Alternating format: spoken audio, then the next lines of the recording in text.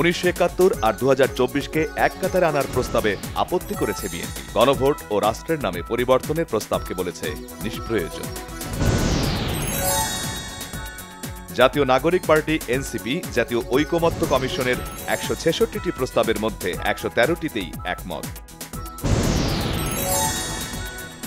বিএনপির vice chairman Tarique Rahman বলেছেন, সংস্কার নিয়ে আলোচনার পাশাপাশি জনগণের চাওয়া নিয়ে চিন্তাভাবনা করতে হবে রাজনৈতিক দলগুলোকে। চিফ প্রসিকিউটর জানিয়েছেন, জুলাই হত্যাকাণ্ডের দায়ে দল হিসেবে আওয়ামী লীগের বিচার সম্ভব, তবে এর জন্য প্রয়োজন রাজনৈতিক সিদ্ধান্তের।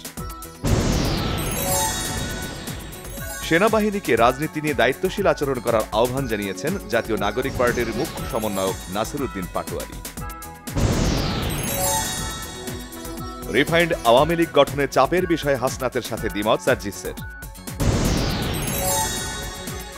জুলাই বিপ্লবে আহতরা জাতির কৃতি সন্তান, সেনাবাহিনী সবসময় তাদের পাশে থাকবে বলেছেন সেনাপ্রধান জেনারেল ওয়াকারুজ্জামান। অর্থনীতির জন্য পায়রা সমুদ্র বন্দর প্রকল্পকে বিষফোঁড়া হিসেবে দেখছে সরকার। একনেকের বৈঠক শেষে পরিকল্পনা উপদেষ্টা। বাংলাদেশে হাসিনা বিরোধী আন্দোলনের বিষয়ে তথ্য থাকলেও হস্তক্ষেপ সম্ভব হয়নি, জানিয়েছেন ভারতের পররাষ্ট্রমন্ত্রী এস জয়শঙ্কর। কোন জিনিসের দাম বাড়লে যেভাবে নিউজ হয়, দাম কমলে হয় না।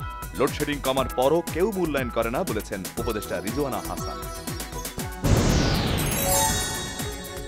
কোনো একটি দলকে অথবা একটি গোষ্ঠীকে সুবিধা দেওয়ার জন্য জাতীয় নির্বাচন পেছানোর যে কোনো ষড়যন্ত্র রুখে দেবে বিএনপি, হুঁশিয়ারি ইঞ্জিনিয়ার ইশরাক হোসেনের। গাজীপুরের কালিয়াকৈরে বকেয়া বেতন ও ঈদ বোনাসের দাবিতে সড়ক অবরোধ করে শ্রমিকদের বিক্ষোভ। ঈদের আগে অস্থিরতা যেন না হয়, শ্রমিক নেতাদের প্রতি আহ্বান জানিয়েছেন পোশাক মালিকরা। এবার পহেলা বৈশাখে ভিন্ন আঙ্গিকে ও সবার অংশগ্রহণে শোভাযাত্রা বের হবে, জানিয়েছেন সংস্কৃতি উপদেষ্টা মোস্তফা সরয়ার ফারুকী। গাজায় অব্যাহত হামলায় হামাসের রাজনৈতিক শাখার নেতা সালাহ আল বারদাউইল সহ অর্ধশতাধিক ফিলিস্তিনিকে হত্যা করেছে ইসরায়েলি বাহিনী। লেবাননের দক্ষিণাঞ্চলের বিভিন্ন এলাকায় ইসরায়েলের বিমান হামলা ও গোলাবর্ষণে 2 শিশুসহ অন্তত 8 জন নিহত হয়েছে, আহত আরও 44 জন। যুক্তরাষ্ট্রের নিউ মেক্সিকো অঙ্গরাজ্যের লাস ক্রসেস শহরে গোলাগুলিতে 3 জন নিহত, আহত 15। আইপিএলের দ্বিতীয় দিনে রাজস্থান রয়্যালসকে 44 রানে হারিয়ে জয়ী সানরাইজার্স হায়দরাবাদ। 11 বছর পর পুনর্গঠিত হল cricketers welfare association of Bangladesh, কোয়াবের কমিটি।